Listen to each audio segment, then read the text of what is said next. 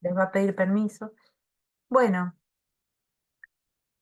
vamos a empezar este curso entonces, este, que armamos hace poquitos días. Se dio la oportunidad conversando con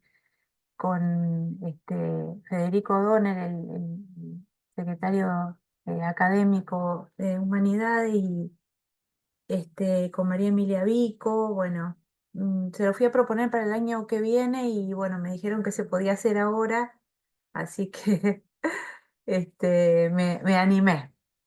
Este, bueno, yo soy Luisina Burbán, soy docente de psicología y de gestión cultural hace poquito. Y bueno, desde el año pasado, y se me ocurrió bueno, que esta era una vacancia en términos, vamos a decir, institucionales, de poder conversar sobre la vestimenta y las funciones de la vestimenta y un poco el registro subjetivo de ese asunto. Y también, bueno, es un tema que a mí me convoca desde hace muchísimo tiempo. Les cuento que nunca di clases sobre este tema, así que va a ser la primera vez. Espero que me tengan paciencia. Em, y es un poco, bueno, es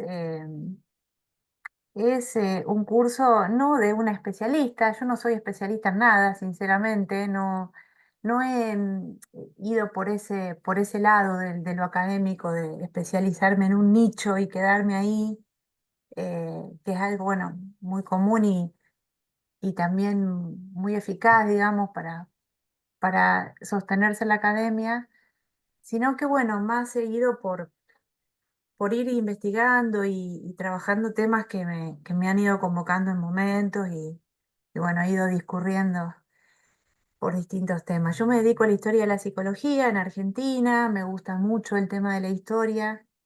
Hubiera sido mi carrera elegida también, mi segunda carrera. Pero también me gusta mucho el arte, la literatura, bueno, la moda, por supuesto. Y bueno, hemos ido haciendo investigaciones que tienen que ver con eso. Acá hay algunos de los colegas, compañeros que han acompañado en eso. Este, mm, y, y bueno, quería partir de algo, ¿no? Que es algo, una anécdota, que es que, bueno, habíamos tenido un flyer medio, no quiero ser grosera, pero un poco deslucido, ¿no? Para invitar al seminario. Y bueno, no se notaba nadie, sinceramente, ¿no? Y yo, bueno, digo, listo, no lo damos, ¿qué va a hacer? No. Y bueno, y un amigo me dice, che, te hago otro flyer. Este, Digo, bueno, dale, porque estoy acá como una paria, no se anota nadie, más sola. Y bueno, a partir de ese flyer, o dos que anduvieron circulando, fue impresionante la cantidad de, bueno, de opciones de inscriptos que tuvimos. En 3 días fuimos de 4 a 46 que se han anotado. Eh, Así que bueno, como para empezar por ahí, ¿no? Lo que es la imagen y la potencia de la imagen, porque vamos a andar por esos asuntos desde muchos lugares. Es un curso, no sé si ustedes pudieron ver el programa. Bueno, es un programa también hecho un poco rápido, porque fueron muy poquitos días que tuvimos, que podría perfeccionarse, y como el mismo programa dice, ustedes, o sea, vamos a poder, digamos, movernos con cierta libertad para por ahí ir seleccionando otros materiales, de acuerdo Ya se empezó, yo te pongo el volumen. para dónde vaya la cosa, ¿no? Para dónde vayan sus intereses. Eh, Esto es un curso abierto a la comunidad, por lo tanto, también tenemos que tener ese cuidado, ¿no? De poder ser claros en lo que decimos y no quedarnos ahí en cosas en temas muy específicos, porque al mismo tiempo también los que son de humanidades son de distintas carreras. Yo he visto ahí la estadística del formulario y y bueno, la mayoría son de indumentaria y textil, pero hay de otras carreras también, de bellas artes, de gestión, de psicología. Este, hay, bueno, algunos que no, algunas que no hacen ninguna carrera. Así que bueno, en principio eso, como una advertencia, vamos a decir, de que no va a ser algo sumamente específico, va a ser un pantallazo, sobre todo, como les digo, partiendo de mis propias lecturas, de la curiosidad que me ha generado el tema. Soy una, podríamos decir, una lectora curiosa. Este, y bueno, por supuesto tengan la, este, el permiso, digamos, de hablar y de preguntar y de intervenir. Me gustaría mucho que pase eso, me gustaría que sea más dialógico el curso, y que puedan ir diciendo, bueno, lo que se les ocurra o lo que quieren preguntar. No tengo todo resuelto, no tengo las respuestas, tengo algunas cosas para decir nada más, iremos viendo cómo las resolvemos. Entonces, como les decía, el programa es ir de la moda al estilo, ¿no?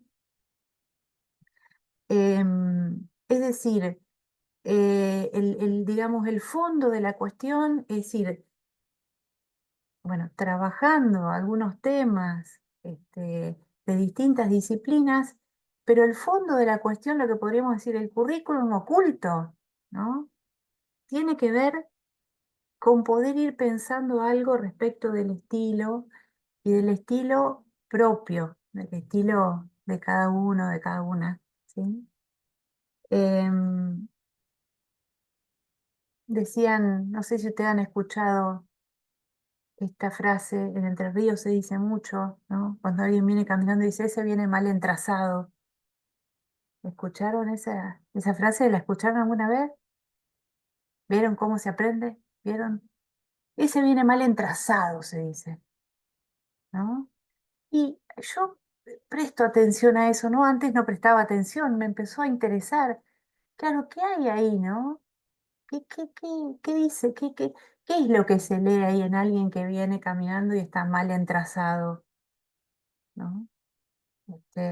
Hay algo del trazo, de esa marca personal, íntima, de esa escritura en la vestimenta que no se ha conquistado, ¿no?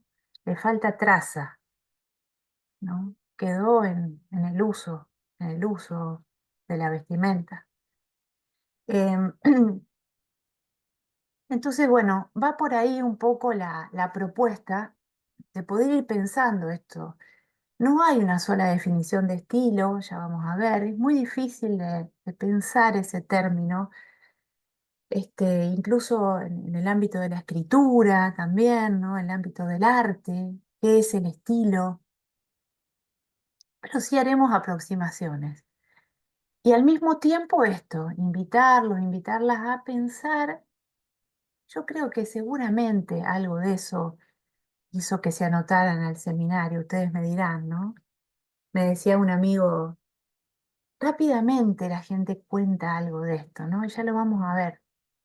Cuando habla de la ropa, de la vestimenta, de cómo queda la ropa, cómo me queda, qué cosas me gustaría usar, bueno, etcétera, ¿no? Todo esto me dice, vos sabés que yo uso anteojos, ¿no? Me dice, yo uso anteojos, pero no tienen, tengo que pensar en mi estilo, no me está yendo bien con mi estilo, ¿no? Por eso me anoto, ¿no?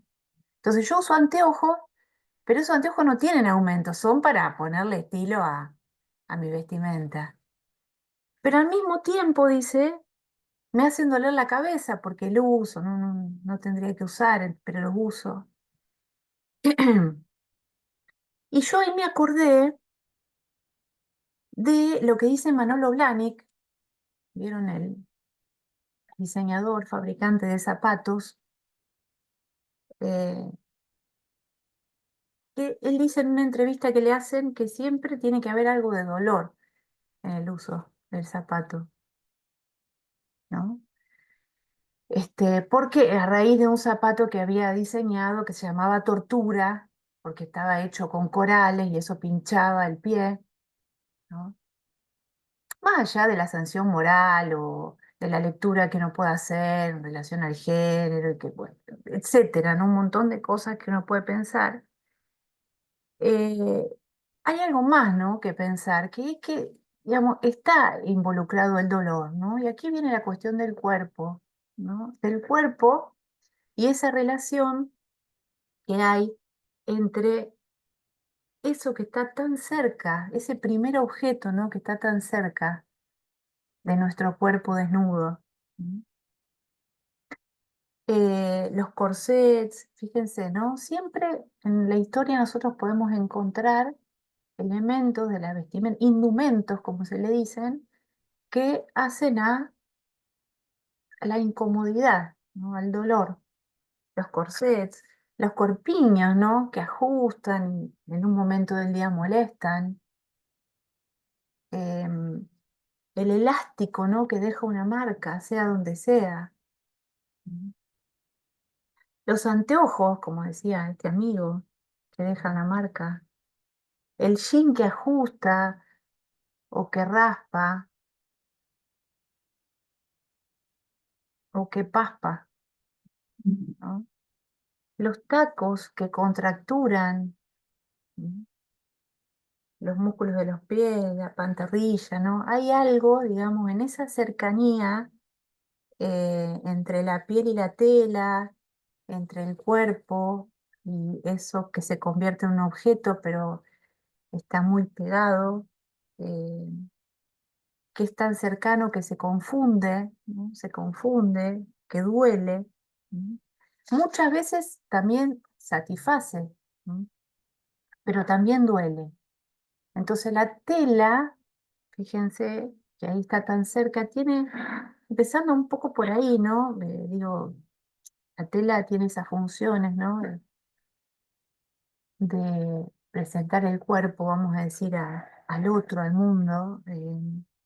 Muestra, esconde, marca, aparenta, delata. Tengo una amiga que dice, las calzas siempre dicen la verdad. ¿Qué verdad? Diríamos.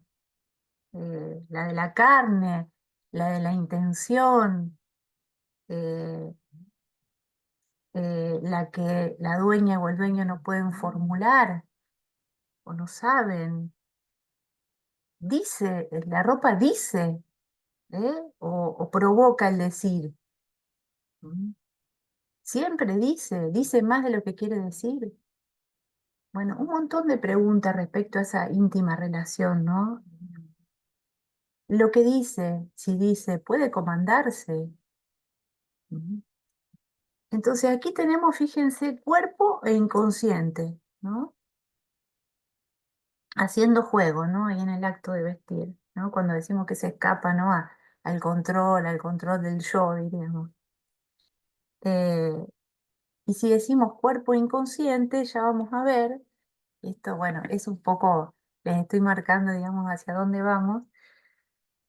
Vamos a tener que hablar del espejo y del otro, ¿m? Porque en el espejo siempre está el otro, ¿m? No está el espejo y después el otro. Entonces, este es el punto al que queremos llegar, ¿no? Como les decía, es el currículum oculto. La idea de que ustedes puedan, con este curso, más allá de que trabajemos contenidos, eh, contenidos conocidos, públicos, lecturas que hagamos, ¿no? Que ustedes puedan ir pensando esto, ¿no? Seguramente esto va a advenir en ustedes, ¿no? La relación que tienen con la vestimenta. Y para esto, la idea es invitarles a escribir algo. ¿M? No es una obligación, es una invitación. Entonces, cada clase por ahí irnos con alguna consigna, este, a ver qué pasa. A ver qué pasa y ver si podemos compartirla en la clase siguiente. También como preparatorio para el trabajo final, que se habrán visto en el programa, tiene sus vertientes, ¿no? Tiene sus variables. Mm, Hay opciones. Em, entonces, es ir trabajando algunos tópicos que están en el programa, eh, quizás no en ese orden, vemos qué organicidad cobran los temas, qué enlace. ¿Mm? Y al mismo tiempo esto, ir dándole bolilla, vamos a decir, ir recuperando eso que seguramente va a surgir respecto de la experiencia del vestir, los recuerdos, los efectos de la tela sobre el cuerpo, las situaciones en las que el modo en que estuvimos vestidos, incidió en algún acontecimiento de nuestras vidas, los lazos que se acercan o se alejan a raíz de algún uso, la vestimenta como guiño, como señuelo, como mensaje al otro, etcétera, etcétera, ¿no? ¿Me siguen? ¿Les interesa? ¿Sí? Bueno. Em, bueno, a mí les digo, preparando un poco el curso, viendo qué iba a decir entre 800 opciones que no sabía por dónde empezar, desesperada completamente, me aparecieron un montón de recuerdos, ¿no? Aparecen, ¿no? Dichos, bueno, tengo mucha cercanía con la costura, con el tejido desde mi infancia, me constituyó eso, ¿no? La posibilidad de confeccionarme mi propia ropa, de tejer en un ambiente de mujeres donde eso pasaba todos los días, digamos, ¿no? Y aparte los dichos sobre la vestimenta, que van muchísimo más allá de esa escena, ¿no? Este, entonces pensaba, ¿no? Una pregunta que los podría convocar para escribir. No se las voy a decir todavía. Vamos a ver. Bueno, también vamos a trabajar, como habrán visto en el programa, hoy vamos a ir un poco hacia la historia de la vestimenta. Vamos a trabajar sobre algunos dichos o algunos recortes de filósofos, y filósofas.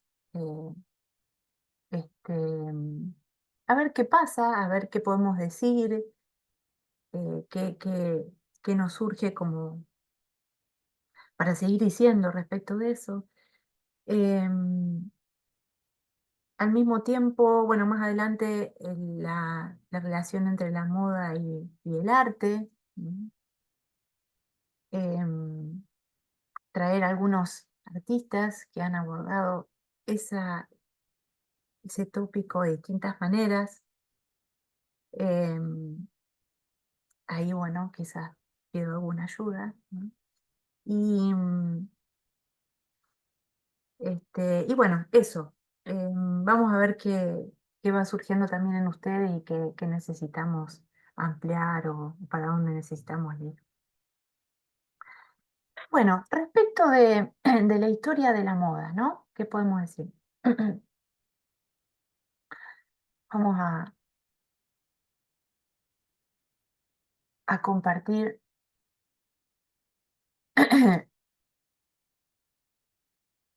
Perdón, que acá hay alguien que me escribió algo, ¿no? Bueno, mira. Ay, ¿quién es Samsung? A ver si se puede poner el nombre. Justo estoy en una obra efímera que se vuelve vestimenta, me dice. Espectacular. Bueno, ahí está, ¿no? La posibilidad de que ustedes puedan contar también lo que están haciendo, si están en eso, ¿no? Em, a ver un segundito. Ahí abro. Dice, no quiero agobiarlos con el tema del PowerPoint, por supuesto, porque aparte lo que tiene el Power es que los dejo de ver, o sea, no los veo a todos y bueno, me molesta bastante eso. Pero bueno, como para fijar algunas cosas a veces es lo más práctico, ¿no? Natalia Garay Elizalde, perfecto. Bueno, entonces, ¿qué podemos decir? Bueno, en principio, como en todo lo que tenga que ver con la historia, ¿eh? Seguramente están familiarizados con este asunto, ya sabrán que no hay un único comienzo en relación a la historia, hay distintas historizaciones, distintas periodicidades em, que tienen que ver con dónde se ponga el foco, para decirlo así brevemente. Por supuesto que todos los que están acá saben que la moda no es algo superficial, ¿no? Es un fenómeno complejo, un proceso complejo que se relaciona con muchos otros planos, ¿no? Fuerzas económicas, sociales, políticas, eh, cuestiones psíquicas, ¿no? Como veníamos diciendo. Y también al mismo tiempo en ese modo de hacer historia, eh, se puede privilegiar la cuestión de género, o sea, siempre está sesgada la historia, ¿no? De acuerdo a si se privilegia la cuestión de género, de clase, de edades, de rangos o digamos, en el punto en que la vestimenta es signo, ¿no? De social o de función social. ¿Mm? Entonces siempre tenemos que tener en cuenta esto y que aparte, por supuesto, nunca es una historia total. Podemos ir haciendo eso, algunos recortes. ¿Mm? Al mismo tiempo, los historiadores hacen sus propias periodizaciones, ¿no?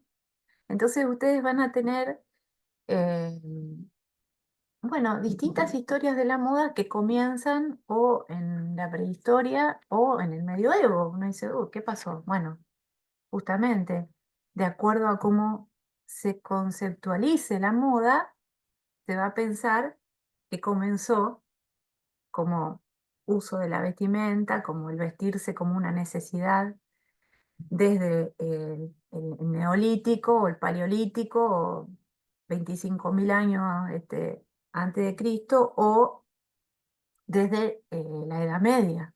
¿Mm? Bueno, en ese sentido, entonces tenemos varios textos. A ver, yo ahora les cuento qué es lo que subí ahí al Moodle. ¿Mm? Ahora les paso, si quieren, para que ingresen al aula de comunidades, quiero decir, Moodle, no se dice en la UNR. Historia de la moda, desde Egipto hasta nuestros días. Tenemos este libro, ¿lo conocen? ¿Eh? Es de Cosgrave. ¿Mm? Gustavo Gili es bueno, una editorial que tiene muchísimo editado sobre moda, de Barcelona. Y bueno, él empieza, por ejemplo, en el Antiguo Egipto. ¿Mm? Es un libro hermosísimo, lleno de imágenes.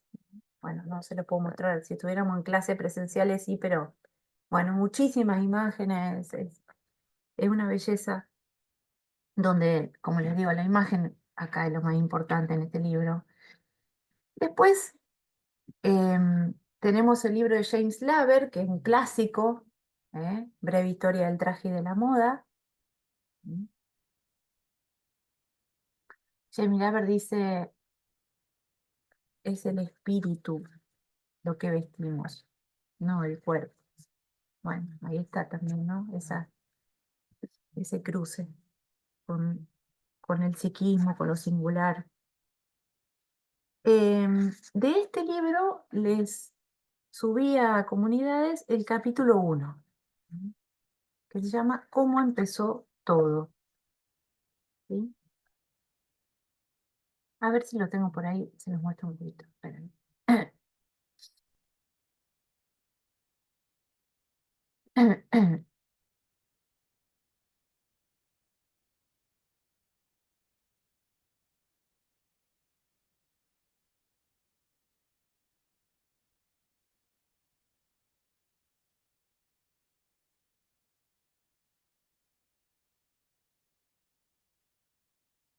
¿Ven ahí bien? ¿Sí? Bueno, esta es otra edición que la que yo tengo en papel, pero bueno, está bien. Le di un libro muy clásico y empieza, fíjense, desde eh, las primeras pequeñas esculturas, ¿no?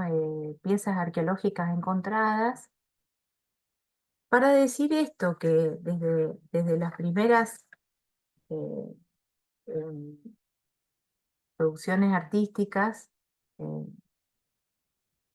el ser humano aparece vestido, ¿no? Esa es un poco la idea.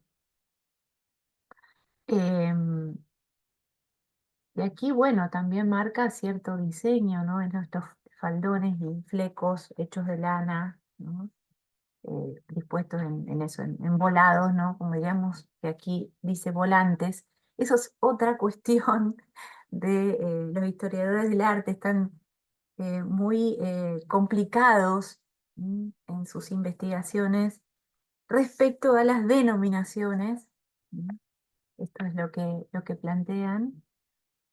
Eh, es una dificultad más al llevar adelante las investigaciones porque, bueno, cambian muchísimo las denominaciones, incluso dentro del ámbito del mismo idioma, ¿no? En Latinoamérica y en España hay muchísimas variaciones respecto a cómo se denomina a la misma pieza, ¿no? A la misma indumentaria.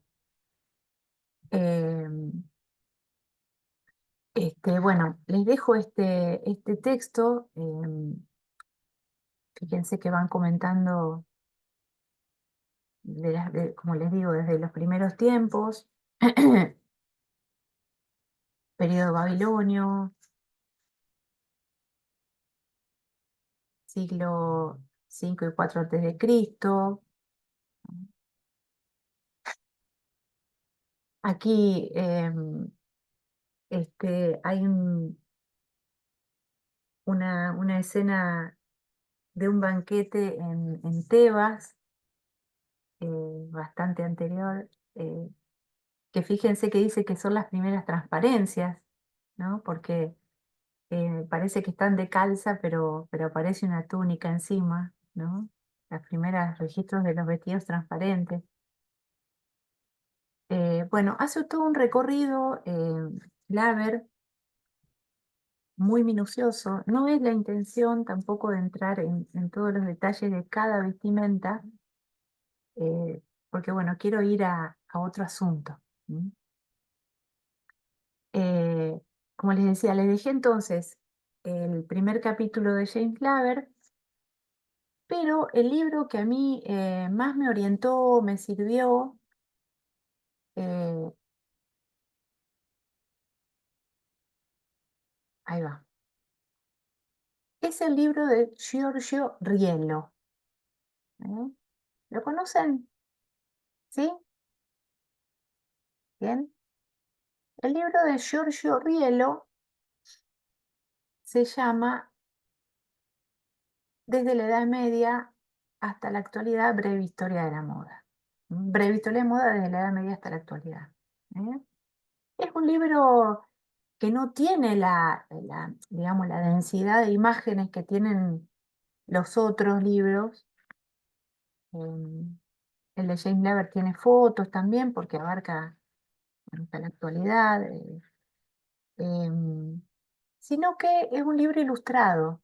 Entonces es como está más centrado en la imagen. Ese libro se los subí a comunidades completo. Me pareció más sencillo, más fácil de leer, em, más crítico también en cómo presenta el material. Y tiene ilustraciones de Lara Costafreda, que bueno, son, ahí les comparto para que lo vean. ¿Ven? Son monocolor o bicolor ahí, muy tranquilos. Entonces, bueno, Giorgio Rielo, como le decía, él empieza en la Edad Media, ¿no? Empieza en la Edad Media, su historia de la moda. ¿Mm? Y ahora vamos a ver por qué. Ese también entonces, recuerden, está subido a comunidades. Y el libro que les debo, y que es un libro que a mí me acompañó mucho y que me gusta, es el de Yvonne Deslandres, El traje imagen del hombre. ¿Eh? ¿Lo conocen? ¿Lo han visto? Es también un clásico ya a esta altura. ¿Mm? Em, Déjenme que le diga Deslandres, ya sé que no se dice así en francés, pero yo ya me la tengo así. Entonces, bueno, es un libro, no es que habla del traje del hombre nada más, para nada. No sé, el título no lo representa del todo. Eh, y ahí está, hay dos capítulos interesantes que son las bases materiales de la fabricación de trajes, que habla de todos los elementos, ¿no? De todas las materiales, que podemos tomarlos más adelante. Y el otro es evolución de las formas del traje, ¿no? Que un poco hacia eso voy, y eso es lo que me interesa más allá de la problemática palabra evolución. Es bueno, es ir en la historia, poder ubicar estos cambios. Aunque demos historia, sociología, política, uno siempre tiene la cabeza psicoanalítica, ¿no? Entonces va a leer estos fenómenos o estas disciplinas desde ese sesgo, ¿no? Desde ese sesgo. Entonces un poco es eso lo que me gustaría transmitirles, ¿no? Bueno, entonces vamos a esto, la moda. ¿Qué es la moda? ¿No? ¿De dónde viene? Bueno, y, no, hay dos orígenes, ¿no? El francés mod y el latín modus, que es medida, este, con, bueno, una definición clásica, ¿no? Conjunto de prendas de vestir, adornos y complementos, basados en gustos, usos y costumbres, que se utilizan por una mayoría durante un periodo de tiempo determinado y que marcarán tendencia según la duración del mismo. Eh, no tiene la misma raíz que moderno o modernidad. Algunos autores dicen eso, pero otros dicen que están equivocados, que la raíz de modernidad es posterior, y que quiere decir lo más reciente. eh, entonces, bueno, hay ahí disputas también en ese término, ¿no? A mí, yo me inclino por esta segunda cuestión. Ajá, ahí me piden el seminario. Ahora, después le doy bien cuál es el seminario, no me acuerdo el número. Em, por otro lado, la moda, vieron que es un término matemático de la estadística, ¿no? Es el dato que se repite o que tiene mayor frecuencia de aparición en una muestra, ¿no? Em, entonces, bueno, es lo que se repite, lo que aparece más veces. ¿Mm?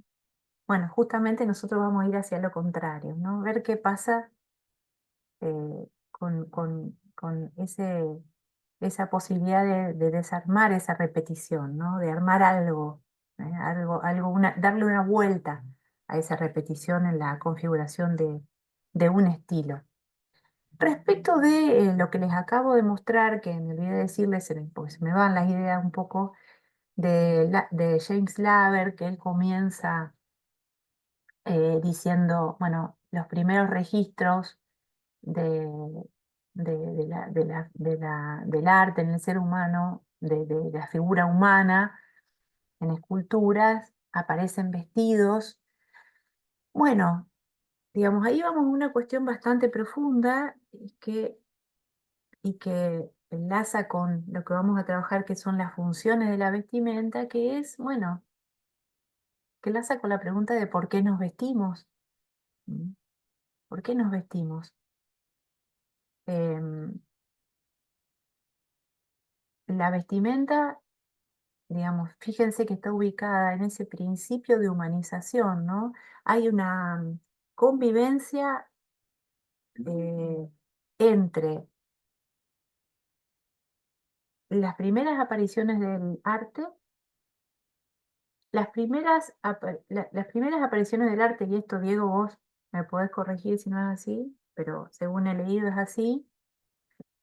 Los primeros registros del arte tienen que ver con un arte necrológico, ¿no? Que registra la muerte, ¿no? Es decir, la humanización tiene que ver con registrar la finitud, ¿m? Es algo que los animales no tienen esa posibilidad, ¿no? Registrar, por supuesto, la propia conciencia, la finitud, el término de la vida.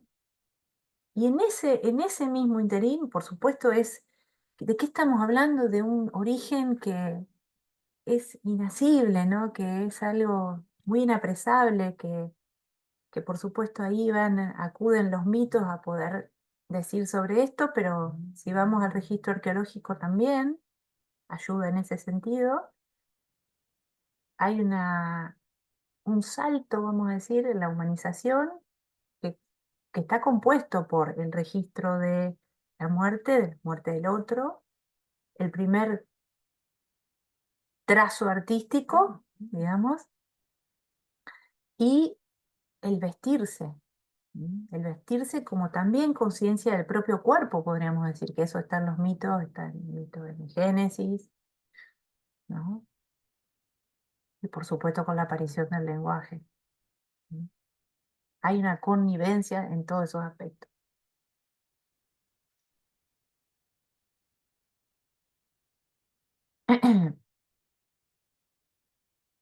Entonces, no sé por qué me quedó prendido ay, creo que lo saqué al WhatsApp. Em, entonces, bueno, vamos a esto, lo que les decía. Eh, l- em, ¿Cómo se llamaba este autor? Ahora me lo... Riello, Giorgio Riello, ¿no? Giorgio Riello plantea que el origen de la moda, así como la conocemos ya en términos modernos, ¿m? Eh, es, digamos, puede situarse en el medioevo, ¿no? La moda, tal como la entendemos en la actualidad, dice, tuvo su origen en la época medieval y se desarrolló durante los siglos XVI y XVII hasta asumir muchos de los caracteres que conocemos de la moda moderna, ¿no? Entonces, por un lado, dice, se impone como parte de la cultura, de costumbres de las cortes europeas, de las cortes europeas más importantes, Francia, Italia, España, ¿m? Inglaterra, pero no tan ligados a la cuestión de la moda. Em,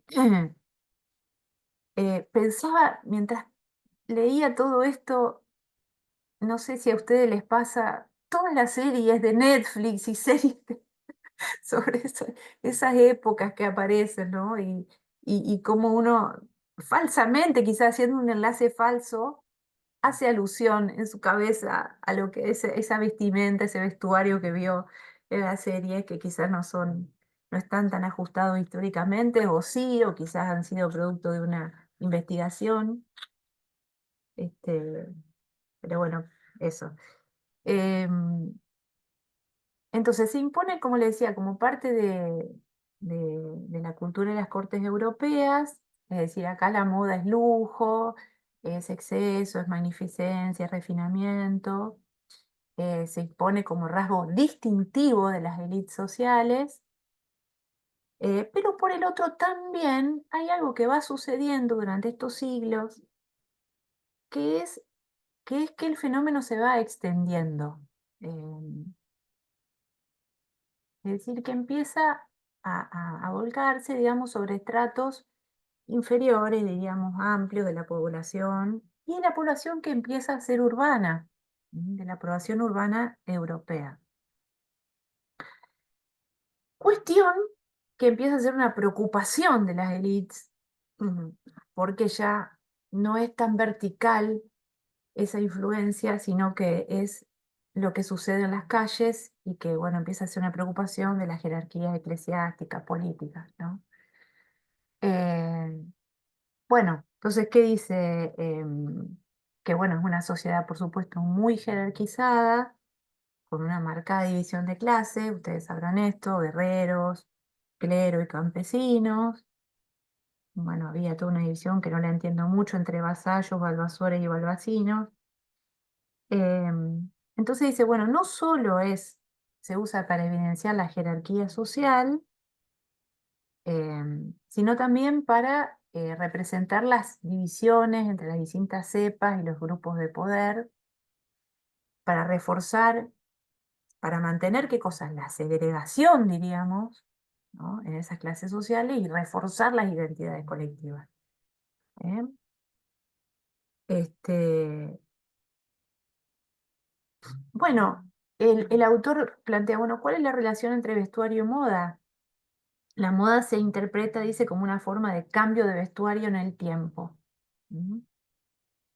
Que ya ahí va mutando esta cuestión, ¿no? No es ya la vestimenta para un uso utilitario, pragmático, eh, que se usa hasta que no sirve más o no se gasta, sino que se empieza a instalar de a poco, en un proceso de muchísimo tiempo, la sustitución por otros motivos, ¿no? Que tiene que ver más con el diseño, la moda, eh, con la mostración, que ahora vamos a ver.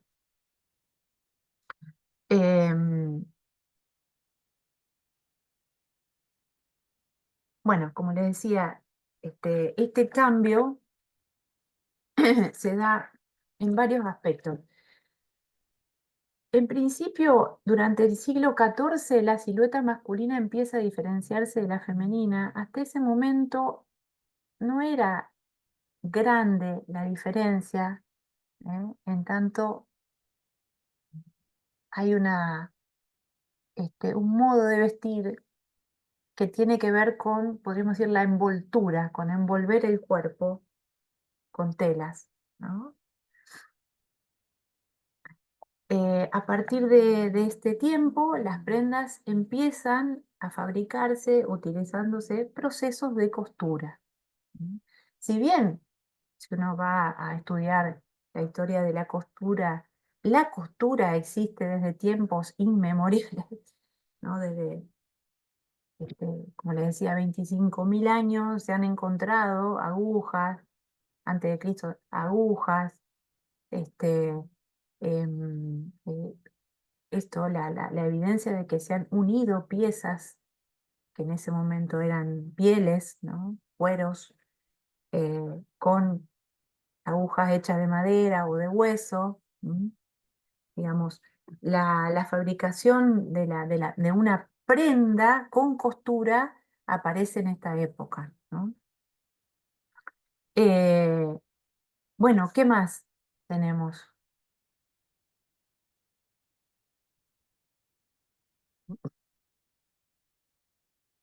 Este cambio que es un cambio monumental, ¿no? Que es, bueno, algo que interesa mucho, ¿no? El cambio, la sustitución de prendas que eran sueltas, como les decía, el modelo del vestido túnica, el vestido envoltura, con muchos tipos de formas de envolver el cuerpo, pero sí esta tela que, digamos, que hacía de segundo cinturón, ¿no? Eh, a a una prenda que se adapta a la figura del cuerpo. ¿Mm? Entonces, bueno, en el siglo XV tenemos el nacimiento de lo que es la sastrería, ¿m? El oficio de la sastrería, de la figura del sastre. Bueno, no es casual esto, ¿no? Por supuesto. Como les decía, las ciudades son un lugar central para, digamos, para que se desarrolle todo este tipo de fenómenos. Entre el año 1000 y la peste de 1348, la población europea se triplicó y las ciudades aumentaron en número y tamaño, ¿no?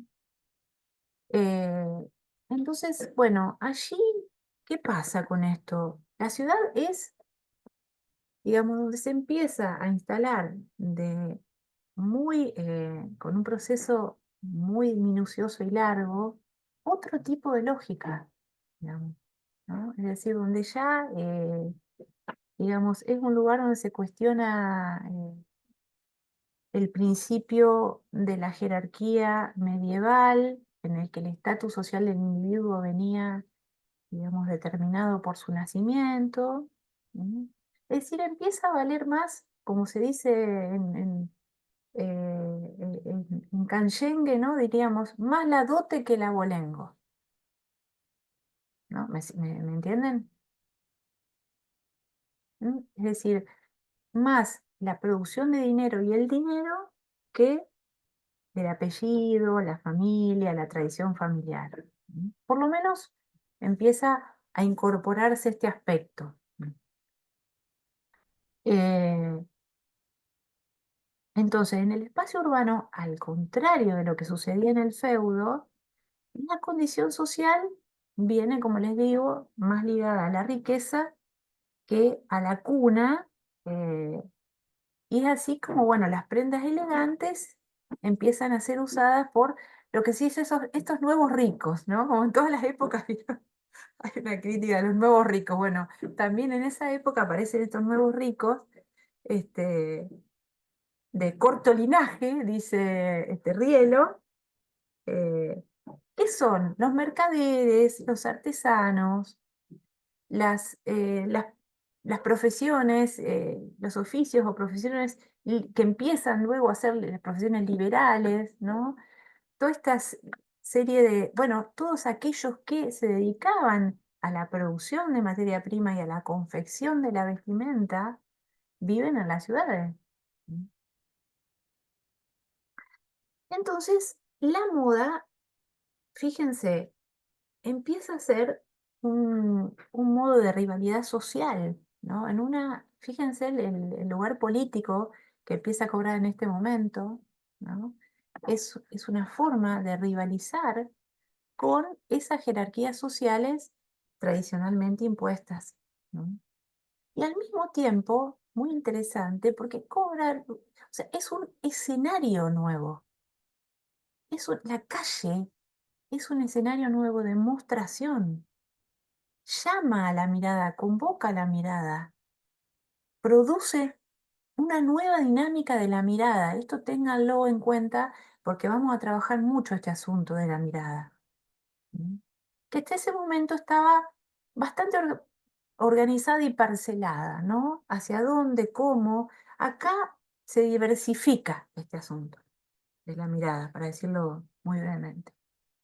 Tanto tanto que se torna un objeto de preocupación para las clases dominantes, ¿no?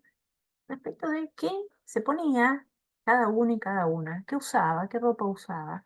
Y ahí aparecen las leyes suntuarias, ¿no? Que muchos conocerán, otros no. ¿Mm? Las leyes suntuarias, fíjense. La primera es la inglesa de 1363. ¿Qué quieren hacer? Limitar el uso, limitar, reglamentar, ordenar. Fíjense si no era pagada, la ropa, para nada. Reglamentar el uso de objetos de moda, lujo y entretenimiento. No solamente las leyes suntuarias son sobre la vestimenta, también son sobre eventos, ¿cómo decir?, rituales, ¿no?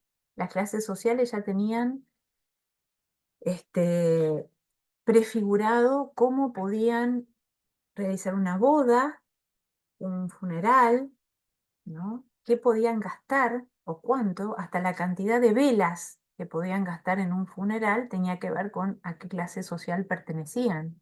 ¿M?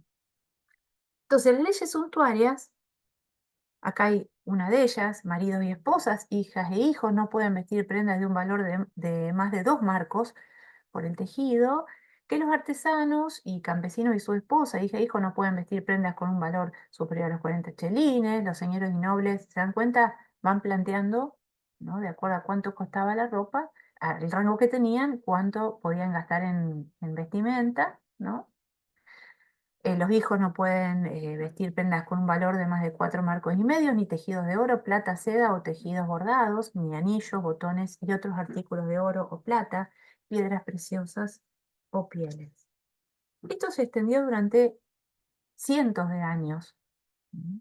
De hecho, no es el tema de hoy, pero podríamos traer también en la época de la colonia en Argentina, también hubo leyes de este tipo, suntuarias, digamos, para decirlo, donde según se era negra o mulata, se podía usar o no tal tipo de tejido, oro, perlas, bueno, oro y perlas no, pero si estaba casada con un blanco, sí, podía usar cierto tipo de aros de oro, por ejemplo, ¿no? Bueno, toda esta serie de cuestiones que marcan la relación entre vestimenta y política y sociedad de una manera muy directa. eh, Entonces, esto se extendió no solamente en Inglaterra, en Francia, en Italia, en los estados alemanes, o Escocia, Rusia, es decir, que estaba muy extendida esta medida para contener un fenómeno ya incontenible, ¿no? Digamos, una ley que venía a tratar de, de retroceder en relación a algo que ya estaba, bueno, desenvolviéndose, ¿no? Por supuesto que decían que era sobre esto, ¿no? No regulan todos los tipos de consumo, sino los que consideraban excesivos o suntuosos, poniendo el foco de atención. También hay toda una moral cristiana que atraviesa este asunto. Eh, Le decían que, digamos, bueno, después lo planteo. Em, Donde eso, era ir sobre el foco de atención, que era lo superfluo, ¿no? El lujo, y la posibilidad de cierta, del desarrollo de cierta modestia, ¿no? Em,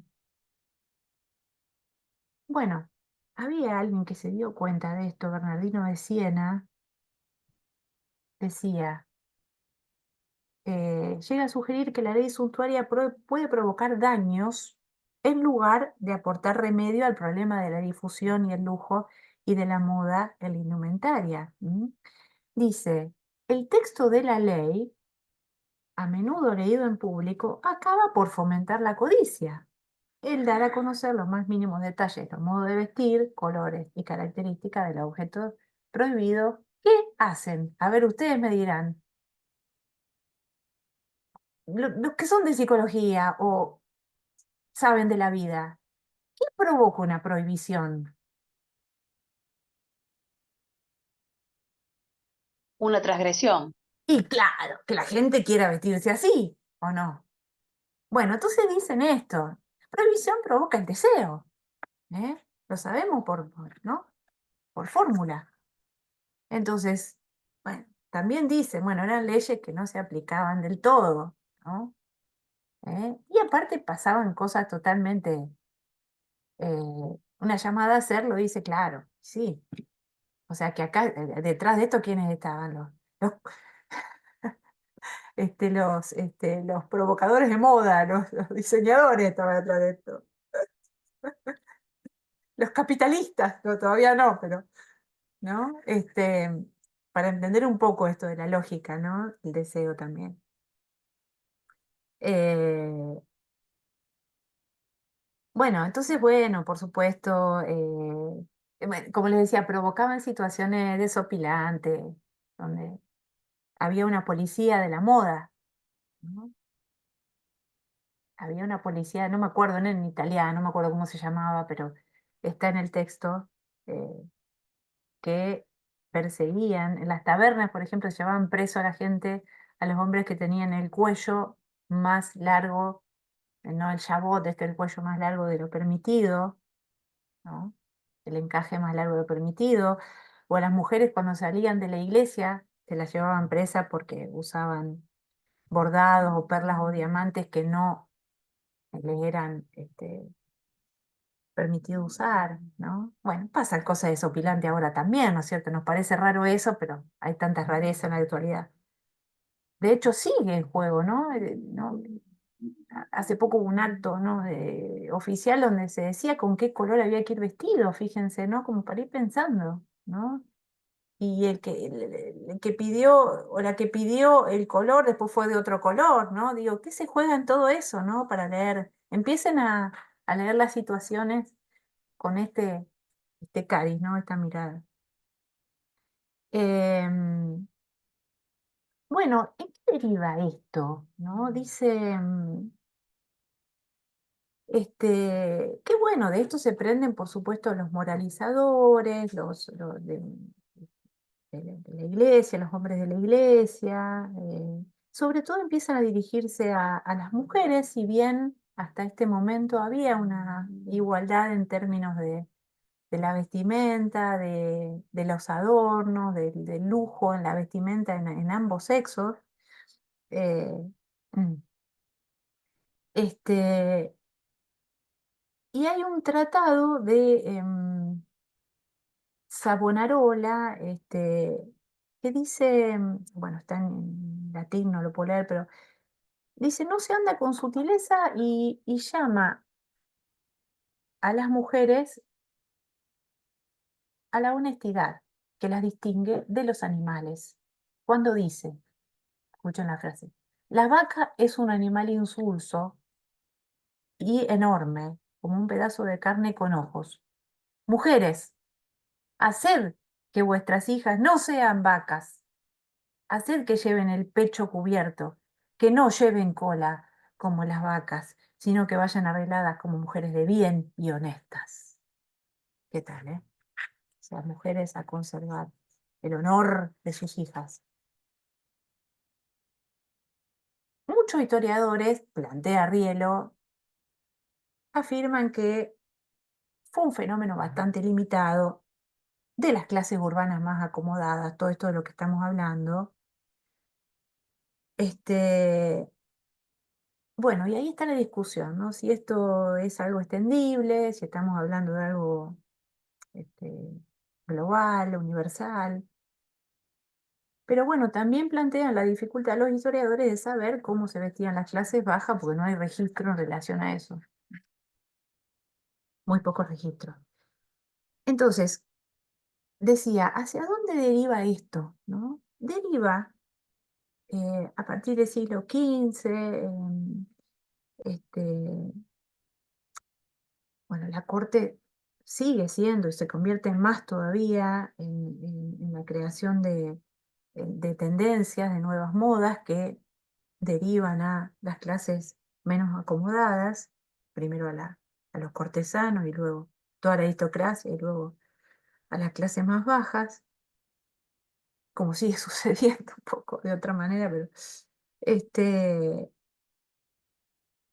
deriva también a la producción de nuevos códigos de comportamiento, ¿no? Es decir, ya no es solamente domesticar, susumir, ¿no es cierto?, a la clase baja, sino también educar, ¿no? Se trata de educar. ¿No? Eh, entonces, empieza a haber toda una campaña respecto a poder, digamos, desarrollar buenos hábitos, hábitos de educación con el otro, ¿no? Em, a trabajar eso de que es más importante la cuestión interior, ¿no? Que la ostentación. ¿No? Bueno, Flugel, que ya lo vamos a trabajar, Carl Flugel, bueno, famoso psicoanalista que escribió Psicología de la Vestimenta, dice que en todos nosotros, ¿no? Está esta lucha, este conflicto de estas dos fuerzas psicológicas entre la ostentación y la mostración, podríamos decir un término un poco más moderno, y la modestia o la renuncia a mostrarse, este, entre, bueno, esto de mostrar que uno es único y también de hacerse invisible, ¿no? Y que en eso juega la vestimenta permanentemente. Entonces, bueno, toda esta educación que aparece, propiciada por sus inteligencia, ¿no? Sus intelectuales alrededor, ¿no? De renunciar a lo mundano, a lo exterior, a lo superficial, en relación a favorecer las cualidades interiores. ¿En qué se expresa? Miren esto, en el uso del color negro. ¿M? Hay como una disminución de esa pompa, de esos colores, de, esa, de ese excesivo adorno. eh, y entonces plantea este historiador que entre los siglos XVI y XVII son los años del negro, ¿no? Por antonomasia.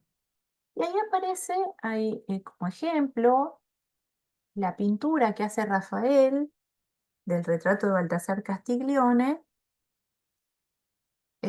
donde, bueno, hay toda una intención puesta en cómo, bueno, en qué vestimenta está usando eh, este escritor diplomático, ¿no?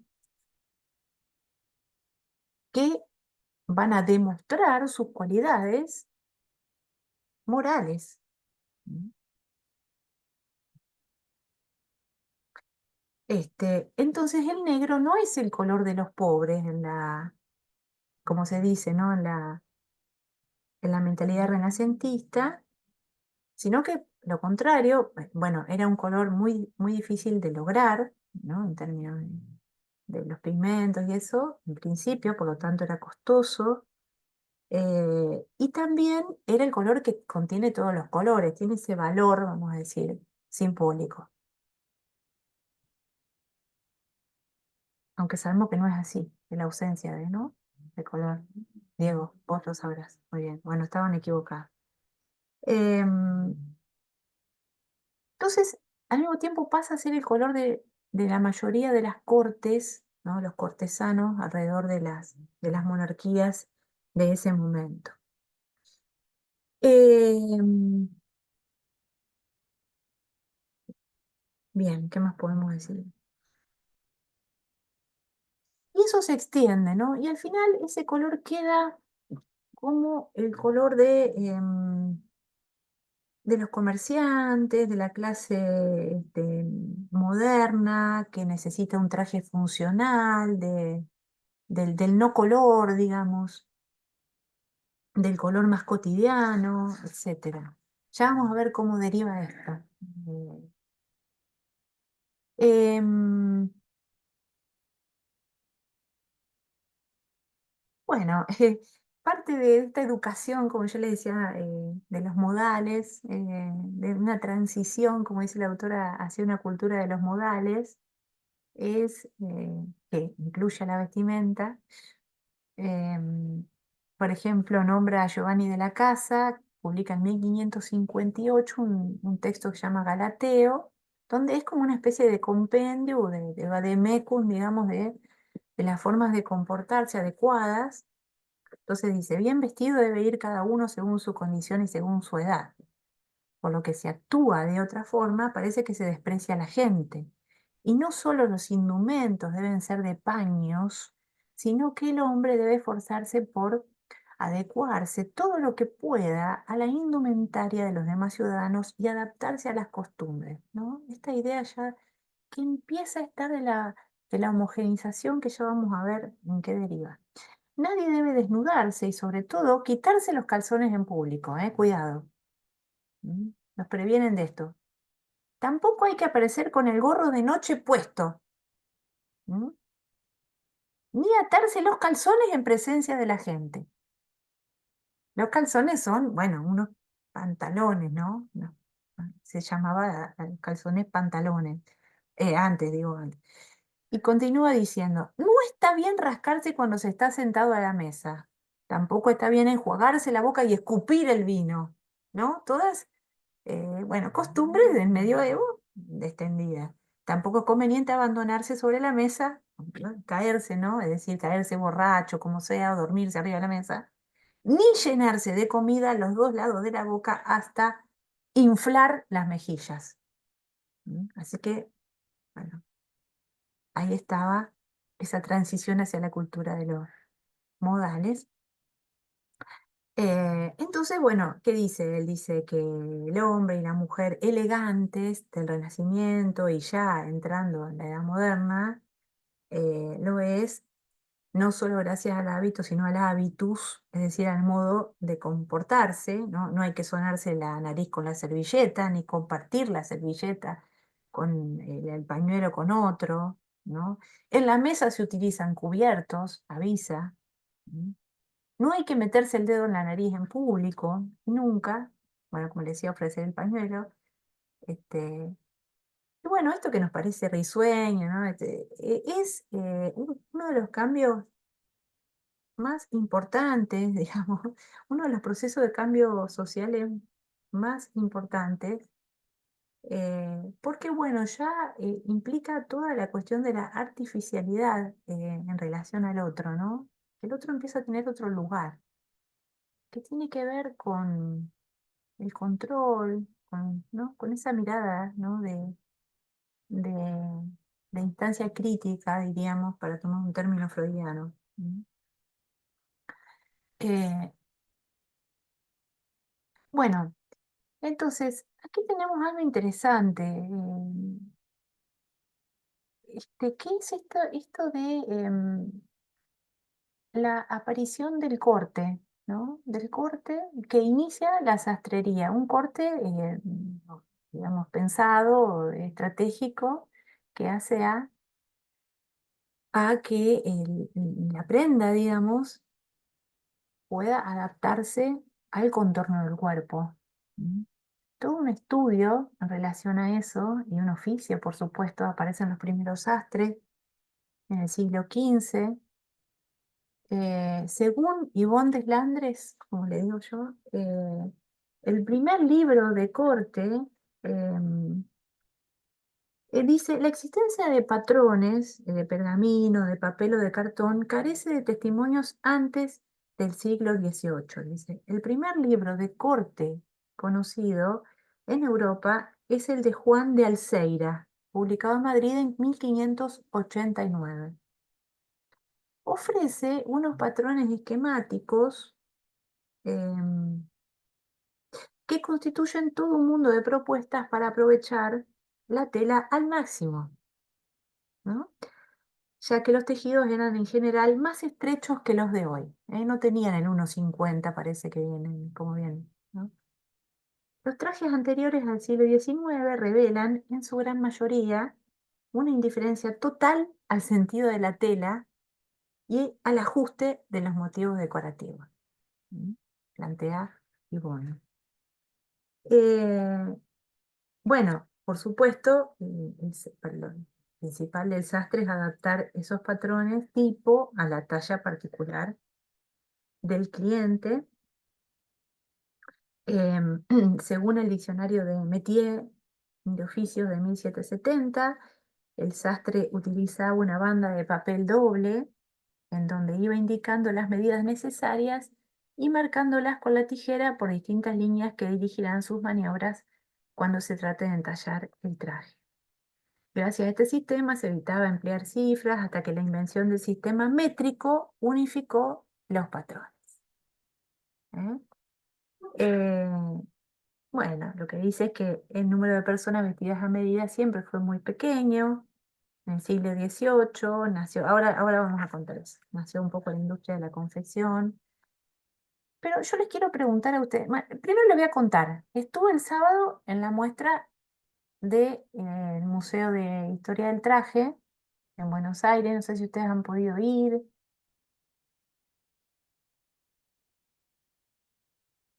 Bueno, les recomiendo que vayan al museo, eh, che, hablen. ¿No ves que me estoy perdiendo lo que dicen acá? No puedo hacer todo. Leer, ponerles el PowerPoint, no me da todo. No soy nativa digital. Entonces, hablen, abran el micrófono y hablen nomás, no hay problema. Me encantaría. ¿Cómo se activa el micrófono? Fucha, Sara, que no sé. ¿Qué voy a hacer? Bueno, hablo un poquito. Sí, Bueno, tengo una compañera que fue a la muestra y bueno, muy interesante porque justamente habla de esto del proceso de la construcción, de la sastrería y bueno, y todo ese universo técnico, digo, toda esto que vos contás, digamos, referido a la cultura, los modos de hacer, pensar y ser. En esa época, así que bueno, se traduce mucho a a eso que todavía sigue viniendo como una herencia, como digamos, una tradición quizá en este contexto actual de lo que es la sastrería, ¿no? Del oficio, y bueno, es súper interesante porque, claro. que, bueno, cuenta de eso, lo que contaba ella, ¿no? Es muy interesante para ver. Yo no pude ir, pero me gustaría. Ujú. Había una charla también, pero bueno, no me pude quedar, escuché un ratito sobre la vestimenta en Argentina, no me acuerdo en qué época, supongo que la época de la colonia o por ahí, esa transición, también todo un tema espectacular. Eh, Les muestro una foto si quieren, ¿eh? Saqué fotos ya Sí, sí, pensando en buenísimo. ustedes. Em, la muestra es chiquita, digamos, pero bueno, la pregunta es, ¿conocen algún sastre o conocieron en su vida algún sastre? ¿Sí? ¿Tienen algo para contar de ese sastre? Ustedes saben que esa pregunta estaba, cuando uno entra, puede en una fichita poner algo de eso, ¿no? Yo tenía un sastre que vivía a 2 casas de la mía, no me acuerdo el apellido. ¿Cómo era? Eh, este, bueno, y era todo un mundo ese. No era lo mismo que lo que hacíamos nosotras, ¿no? En la costura. Era otra cosa. Era un mundo más de un varón, ¿no? El sastre más ligado a eso, y hacía trajes para varones también, y entonces, y tenía una mesa de madera que la vi acá en la muestra que me emocionó eso, y tenía elementos que nosotras no teníamos, por supuesto, para corte y bueno, la moldería. Pero él era alguien totalmente destrazado, desalineado. De esos que se agachan y se les ve la raya, más o menos. Era una cosa, como un Einstein, una cosa con los pelos así, ¿no? Pero bueno, convivíamos con eso como si fuese natural, era natural. Lástima que después ya no fue más. Bueno, esta es la entrada, ven que hay ahí, está la mesa, ¿ven? La mesa de trabajo con algunos elementos, bueno, ay, ¿por qué no puedo pasar ahora bien? A ver si puedo. Ahí está. Ven que ahí están las reglas atrás. Sinceramente, si alguien conoce los nombres de todo esto, sería muy lindo. ¿Mm? Luisina, Sí, dale. mi nombre es Eugenia. Sí, Mira, yo te cuento, yo soy diseñadora de indumentaria y tuve una marca mucho tiempo y trabajábamos con un taller de sastrería que estaba como más industrializado. Tenía una cantidad fundamentalmente la diferencia en este trabajo, bueno, esa mesa que vos mostrabas, que es más angosta que la que se usa industrialmente. Los cortes en general se hacen con tijeras, unas tijeras claro, gigantescas, donde, como dijiste antes, los tejidos se intentan, digamos, acoplar para que los dibujos, si los tuvieran, queden impecables. sí, Muchos de los trazos son directamente sobre los materiales y con las tizas. sí, Y lo fundamental es el ensamblaje de todas estas partes que tiene que ver con las planchas. claro, Las planchas son fundamentales en este proceso, ¿sí? Digamos, ya sean las que hacen los acabados, como las que van, digamos, armando y construyendo las partes, digamos. Él la verdad que tenía un taller espectacular. Nosotras, bueno, dejamos de trabajar con él cuando ya no tuvimos más la marca, pero bueno, es muy particular sí, el tema de la sastrería. Hay que tener toda una especialización claro, que, bueno, nada, que se hacen prendas increíbles. Él hacía sí, unas prendas sí, increíbles. sí, sí. Gracias, Eugenia. Gracias. Bueno, a ver si encontramos acá mientras hablabas. Bueno, acá está bueno, está la máquina de coser, ¿no? Los moldes. eh, después, si quieren, se las paso todas las fotos si las miran bien. Em, Habla de esto, ¿no? De la cuestión de la cinta métrica, del sistema métrico, cómo ayudó este, al estudio de la morfología del cuerpo, y de patrones, por supuesto, estandarizados. Eh, bueno, y después había hermoso, porque toda una muestra de algo que nunca aprendí, que es cómo se llama cada punto, ¿no? Algunos sé, pero los otros ¿no? El hilván, el punto flojo con puntada atrás, el sulfilado simple, el ojal milanés, el punto guante, ¿no? Que bueno, todavía hay trajes, sobre todo de varones, que tienen esa terminación a mano en las partes internas, que bueno, eso es un signo de valor de la prenda, ¿no es cierto? Costura a mano cargada con punte, refuerzo de percalina, hilván, terminación con forrería, hilván, bueno, precioso todo eso. Eh, este, mm, bueno, mira lo que vos decías, Eugenia, ¿no? Dice, la labor de los maestros sastres contemporáneos requiere de un mayor esfuerzo, habilidad y precisión que en los de épocas anteriores. No debido a que el oficio tuvo, no solamente, sino porque justamente las técnicas y toda la tecnología es mucho más sofisticada, digamos, ¿no? Y hay que poder también usarla. Esto te quería mostrar. Afilador de tizas. Un afilador de tiza. ¿Hay alguna una mesa así con objeto? Ahí está la tisita, ¿no? Este, siempre, ¿no? Este asunto de tener bien afilada la tiza, porque si no marcas y capaz que tenés 1 centímetro de diferencia en el corte y ya te sale mal la prenda, ¿no? Todo eso. La plancha, bueno, después distintos elementos para ojales, bueno, había algunos de estos manuales, fíjense. eh, bueno, y después estos maniquíes con Todas esas friselinas digamos, cooperan a la estructura exacto, de las prendas y que se van superponiendo y con esas puntadas que vos mostrabas antes, exacto, bueno, van quedando fijas. exacto. Todos esos trabajos, bueno, es casi como esculpir cuando Qué linda palabra. claro, está hecho a medida. Eso es como que se va corrigiendo y se va esculpiendo Sí, sobre la prenda. es Es una un trabajo palabra del arte. maravilloso, Sí, sí, súper artesanal, que bueno, que se fue perdiendo, obviamente, en pos del, digamos, de la industrialización. Y esto, digamos, tiene todo un laburo que bueno, tiene todo un tiempo, ¿no? exacto. Como Bueno, dijiste. todo un tema ese. ¿eh? Sí.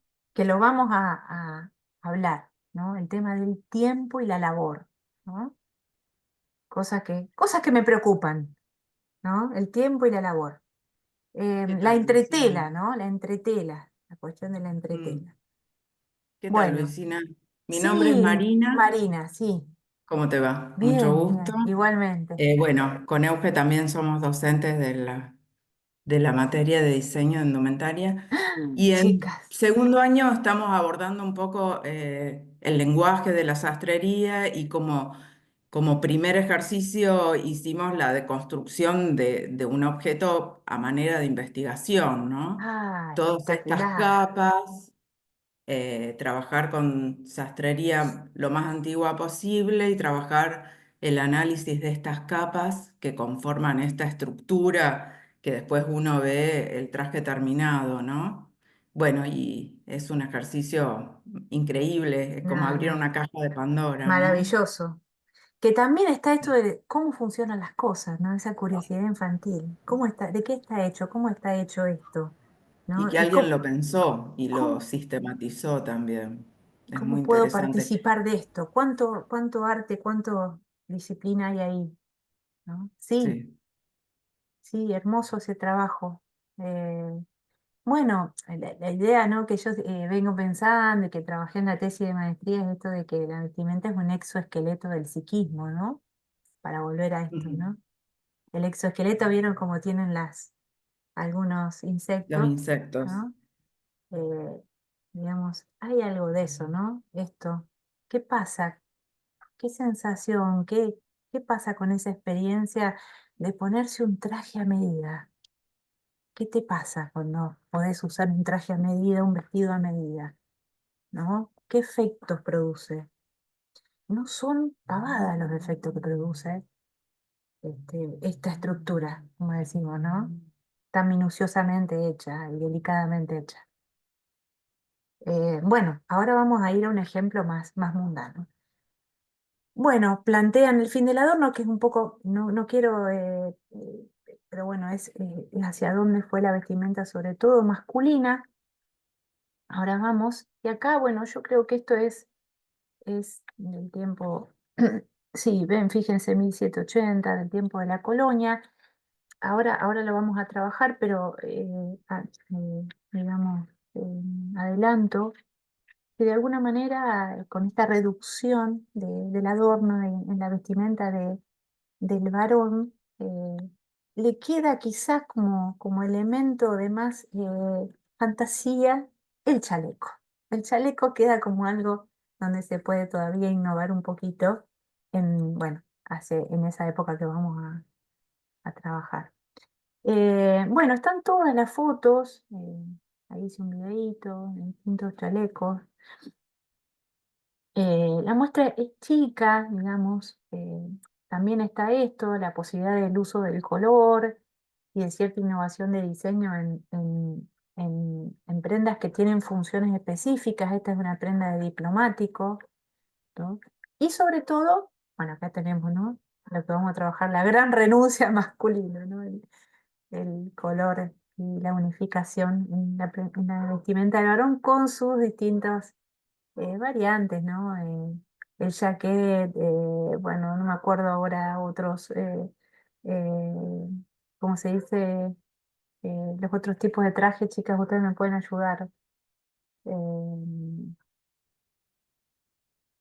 se dice ese traje que usan los varones cuando van a un casamiento?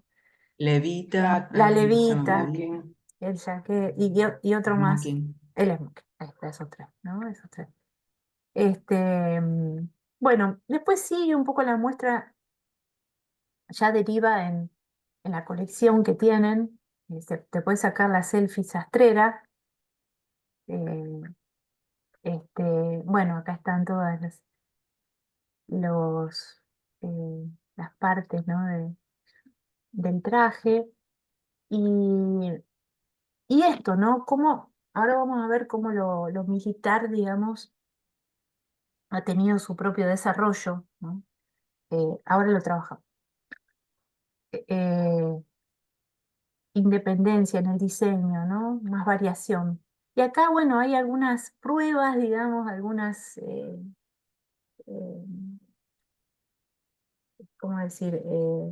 Relanzamientos de la cuestión de la sastrería, de la mano de diseñadores actuales como Pablo Ramírez, por ejemplo, que bueno, es de los mejores de la sastrería, no sé qué piensan ustedes, pero parece que es uno de los mejores. Eh, bueno, esto, Museo Nacional de Historia del Traje, queda en Chile 832. Bueno, entonces vamos a seguir entonces por donde íbamos.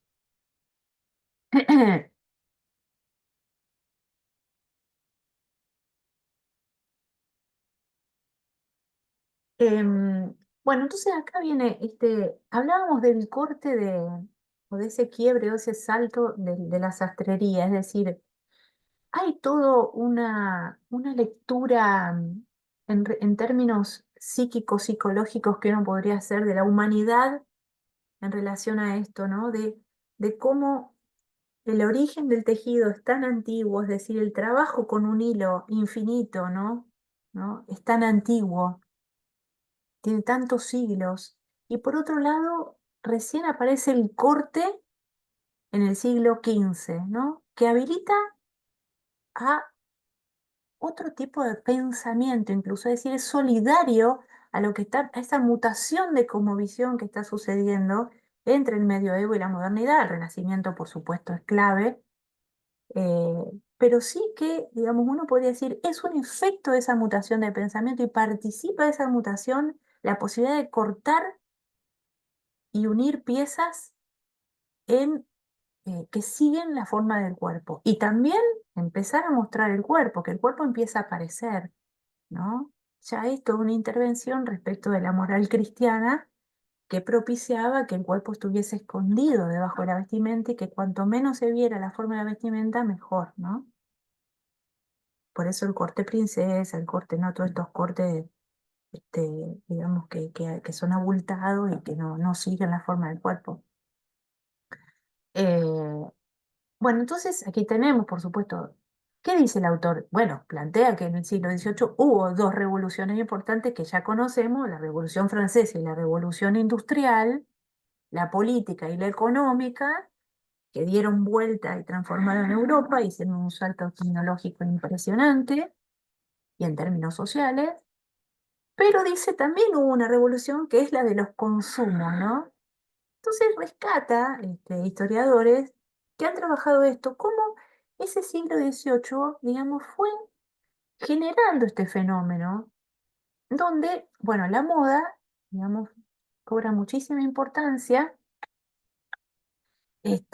dentro de las ciudades ya también importantes, muy relevantes, y donde empieza la gente, vamos a decir, a consumir más, digamos, es decir, no el modo de consumismo del siglo XX y XXI, ¿no es cierto? Por supuesto, pero, digamos, empieza a haber mercancías, digamos, a bajo precio, producidas de una forma industrial, ¿no? Este, la gente empieza a consumir más, no tanto por necesidad, eso después estalla en el siglo XX a toda una operación, ¿no es cierto?, en relación a eso.